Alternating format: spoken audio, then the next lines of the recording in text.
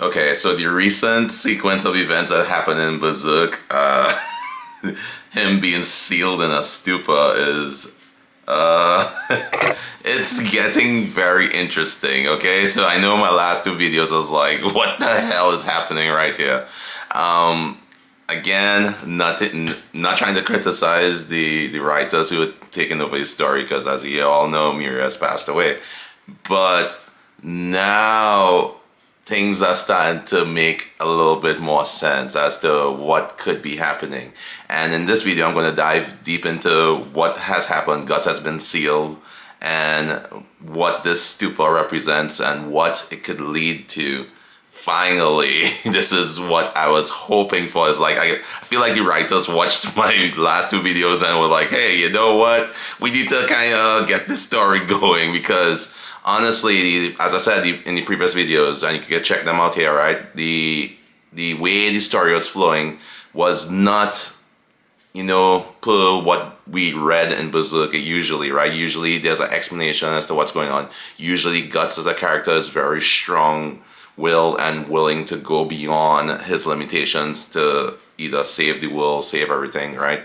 But now we see that Guts, he literally doesn't care anymore, and because of his actions in the previous chapters, he's being sealed, because they're like, if you're willing to do nothing, then die in the stupor all by yourself.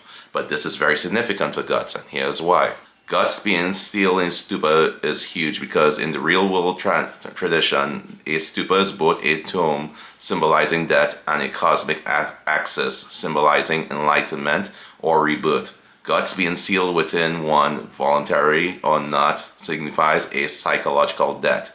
He's exhausted, defeated, and stripped of his physical weapon, the Dragon Slayer. The text even suggests resignation, right? When he's been told, stay like that, sealed in the stone, rotting until death. So we could look at this whole thing with Stupa happening as a physical and mental reboot for Guts.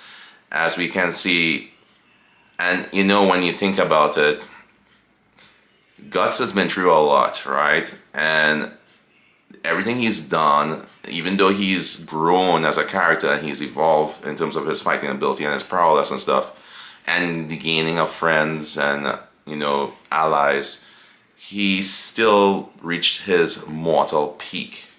And realistically, in order to defeat Femto and the God Hand members, Guts will have to become something more, right? He has to evolve as a character, as a person.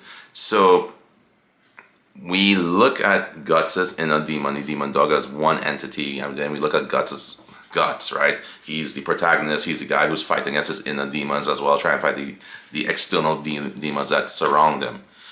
But in order to beat a monster, you have to become a monster, right? In order to gain the abilities to fight evil, you yourself have to become powerful enough to fight the evil.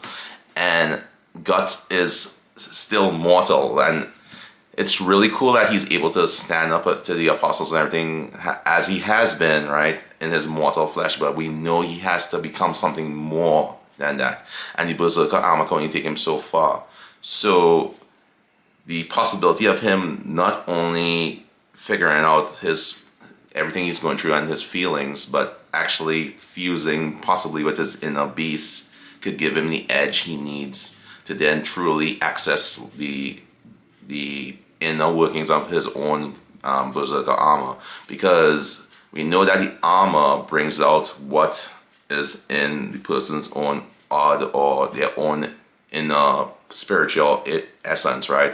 What I mean by that, the previous armor where you saw the Skull Knights, the armor looked like the Skull Knight, right? For Guts, it transformed into the Demon Dog, but maybe there's a way for Guts, if he truly masters his inner beast, to manifest that in the armor to a level where we've never seen, you know, in the series yet. So just things, and all this is just theories and stuff, but again, this is getting very interesting because it's always been a spiritual battle in the world of Berserk, right? It's flesh, of course, right? Physical, but the next part of it is the astral realm and the spiritual battle that lies in the future. the beast of darkness is no longer a monster, it's a survival mechanism, right? The demon dog, Guts' beast of darkness or inner beast, right, has long represented his wrath, trauma, and the berserker's survival instinct.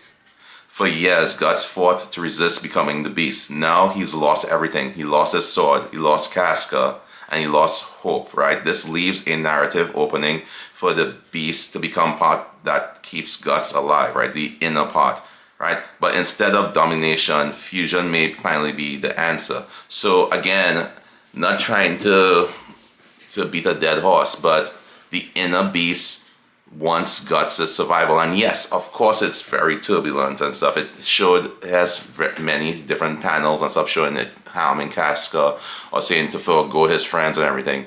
But maybe some sort of, resolution between Guts and his inner beast will allow him to evolve into what he needs to become. Because again, you cannot be who you could truly be without understanding and accepting your shadow, right?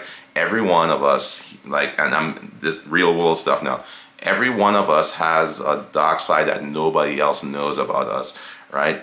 But, a lot of people try to fight that part of themselves and everything, but not it might be something negative, but instead of fighting it, accepting that that's part of you and, moving forward instead of pushing it off as it's not an issue, that is a way of handling those things, right? It helps balance yourself, but you have to understand that instead of hiding that, right? Guts has never really truly confronted his inner demon and has any type of resolution in the series where the demon and him came to some middle ground. And the thing is, it's a part of him and it really controls him. So if he does not do this, he cannot move forward. So I like that they are possibly going to address this issue. And again, it's just the writing's a bit different because it felt kind of dragged out these last few chapters, but the direction it's going into now seems very interesting to me. I'm liking this direction. Fusion, rage with purpose, beast with will, right? If Guts and the beast merge into one being, Guts might finally harness his fury without losing control, abandon his self-imposing suffering, rise again, not just stronger physically, but with evolved purpose. And this could even be hinted by the visual of the Stupa overgrown with a twisted tree, as if Guts' mind is rooted in the past, but still alive, still maturing. And this works so well for this, right? Because again, the Stupa is kind of like a seed in a sense, right? So he goes in his tomb underneath a tree. The tree blossoms into something new, something different. It bears new fruit, right? It's changing because Guts is like the fertilizer to make something new. And again, this is a symbolic death of the old character we knew, in my opinion. It seems, at least I pray to God, because the Stupa is a symbolism for Buddhism and everything like that, where rebirth is possible, as stated earlier, right? So hopefully this is a rebirthing of Guts, the character, into something we could finally use to finish the story in terms of fighting against Femto Griffith, the God Hand, the Apostles, everything, and saving Casca once and for all. And the narrative function is rebuilding the hero, right? For the new author, Studio Gaga and Kouji Mori, this serves several goals. It reboots Guts without betraying his arc, oh my goodness. Forces him to confront the beast instead of just resisting it. Offers a spiritual transformation, not just another battle. A reborn Guts could be like a spiritual berserker monk, a synthesis of man and beast, rage and clarity. It makes narrative sense, and I cannot I cannot not love this chapter. Literally, it makes so much sense that Guts would be reborn as a new hero, because who he is right now, as I said before, as many of you guys agreed with, this is not the Guts we know. He needs a reset. It's like his CPU has been busted down because Casca is gone, and he's like, oh my god. And that's just not the Guts we know. Every time Casca has been possibly taken away from him and stuff, he always fights to save her. So all of a sudden now, of all times, she's just like, oh no, Griffith took her. No, it doesn't make narrative sense because Guts never gives up. And let's say, okay, fine, she can't, and the fact that she could not look at him without remembering the past is what messed him up and caused him to feel so depressed and stuff. And then she being taken away from Griffith added to that stress, and that's why he crashed out and decided not to do anything, right? Fine, let's say that's the case. Regardless of what happened there, he needs a reset. So this is a good way to reset the story and write it with a new purpose and vision in mind. So with that being said, you guys tell me what you think and comment down below. I think from a couple of years now, this is like by far the best chapter of Berserk I've ever read. I am pleasantly surprised. I like this few panels make narrative sense. It makes sense now that this has happened, why they did what they did, because if they had left us hanging a few months, well, I'm going to look on my phone right now to confirm something, right?